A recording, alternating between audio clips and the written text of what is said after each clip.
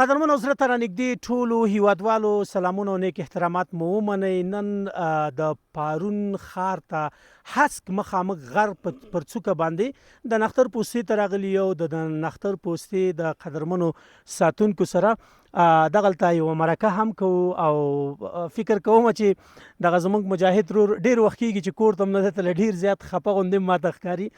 السلام علیکم. وعلیکم السلام ورحمت الله وبرکاته. نوم مو څه دی؟ شمس الله. شمس الله خان وروره، دلته څومره وخت کېږي چې ته دلته اوسېږي او تر دې دمه ته کور ته نه یې تللی؟ د حکومتي د قانون په اساس باندې موږ ته مثال میاشت کې یو هفته چوټي راکوي. 12 نفر پوسته کې اوسېږو او 2 نفر یا 3 نفر کور ته به ځي رخصتي میاشت کې یو هفته.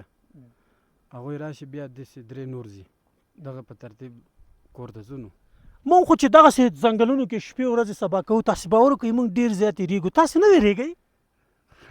مونږ خو عادت یو، نو دا خو زمونږ لکه داسې حساب که کور. ښه، ډېر ښه. کله داسې شوي دي چې په خدای ناکرده د پوستې باندې کوم ځناور له دغه ځایه راغلي وي او اوازونه یې تاسې اورېدلي وي، کوم دغسې په شکل د اشکالو کوم شکل مو ورته دلته لیدلی وي، کوم داسې ځناور تاسو لیدلی دلته؟ داسې شکل دلته خو مې نه دی لیدلی. نور مثال نور ځنګلونو کې داسې ګرځو اخوا که نه، بیا لیدلی هم دي او شته هم، خو دلته فلحال دې ساحه کې نشته. هغه د چا خبره د اوړي په شپې ورځو کې خو به مو دلته ښې مزې کړي وي، ځکه دا موسم ډېر خوندور او داسې پرسکونه موسم دی. د دې موسم په تړاو باندې که در سره زه وغږېږم، په اوړي کې تاسې دلته کمپلې اچوئ؟ یاره بعضې خلک وایي چې دا مبالغه یا دروغ وایي که نه. موږ دروغ خو کبیره ګناه کې هم راځي، نو دروغ نه الله وساتي.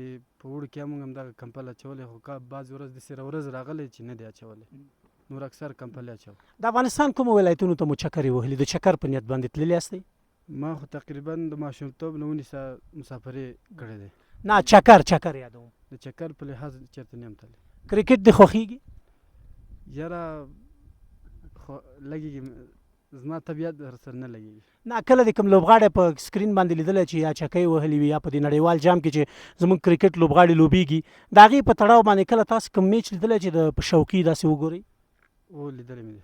داسې شوي دي چې کله مثلا شوق دې راغلی وي چې حتما باید زه دغه لوبه وګورم؟ یاره زما شوق د لوبو سره یو فوټبال او د ورزش د لوبې نه دی، کراټې، دې سره مې ډېر شوق دی. کراټو کې ملقونه وهلی شي؟ جمناسټیک دې کله کړی؟ پاتې دی دا نور لوبه کیک بوکس او داسې پری فایټ او شین کیوکیشن کای کراته دا مې کړی دی. واده مو کړی دی؟ الحمدلله واده مو کړی. دلته خو فکر کوم داسې ډېری خلک داسې وایي چې دلته دا ولورونه ډېر دي، نو تا څومره ولور ورکړی؟ الحمدلله امارت اسلامي چې راغلی هر څه کم شوي دي. 2.5 لک روپو ته راوستي دي، داسې وزو مالونو په حساب باندې 50 ځای ته راوستي دي. مخکې وو چا 100 چا 200 داسې مهرونه ورکړي. اوس دغه د میرمن په بدل کې چې دغه 50 وزې دي که نه، دلته تاسې ورته نرخ ټاکلی، د یوې وزې قیمت دلته څو دی؟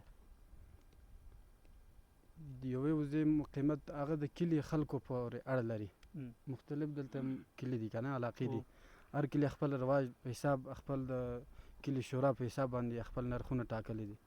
خو زموږ طرف 6,000 7,000 داسې دي. ډېر ښه.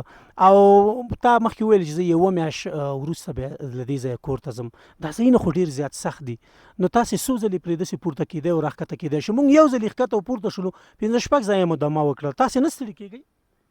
یاره یو خو دا غره کې په مزل باندې عادت یو، بل وجه دا ده چې همیشه کته کېږو راکته کېږو، اوس داسې یو لکه مثال موږ چې هسې چېرته سیال دپاره ځو راځو، او حالان کې عیاشي چې راخېجه وم په خپل څه موټر نشته، خپله راخېجه وړه شو، داسې وریجې شو، پیاز من شو، ټماټر، بوره، هر څه موږ خپله لاسونو باندې راخېجو. نو دا تاسې په خپلو لاسونو باندې یعنې داسې په مشترک ډول باندې په ټولیز ډول باندې له ښاره دلته را جګوئ؟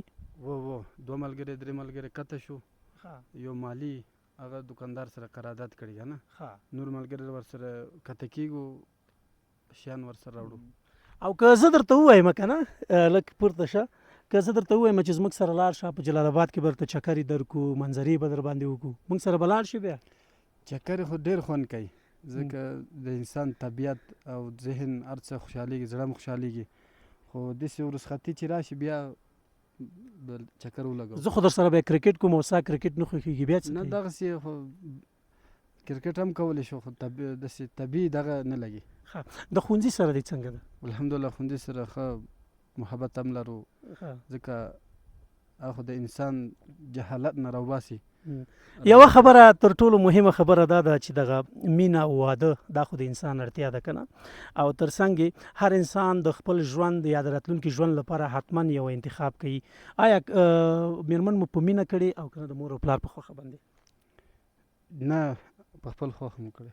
خپله خوښه دې کړې، بیا خو دې مزې دي مزې نو بیا به یو خورا خوشحال ژوند لرې نو، او بیخي او بیا دغسې طبیعت او دغسې نظارې قدرمنو او زړه ته رانږدې لیدونکو تاسې دغه ځای وکتلو، دا د نښتر پوسته ده.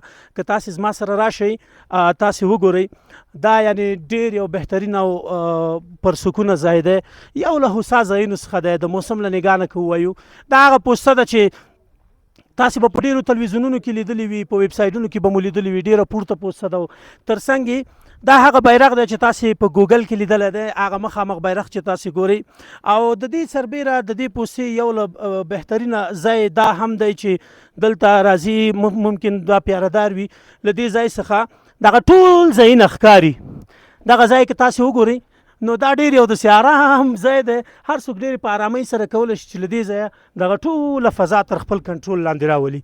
نو دغه پوسته چې دا ډېره یوه ښه نما لري، او موږ غوښتل چې دلته راشو. په تېره خپرونه کې مو یوازې د ډاکومنټرۍ په پار باندې تاسو ته دا وړاندې کړل، او اوس موږ غوښتل چې دغه د پوستې ټول هغه کنارې چې تاسې ګورئ موږ دا تاسو ته وړاندې کړو. ډېره زیاته مننه چې تاسې زموږ خپرونه ګورئ. تر بیا ښې چارې.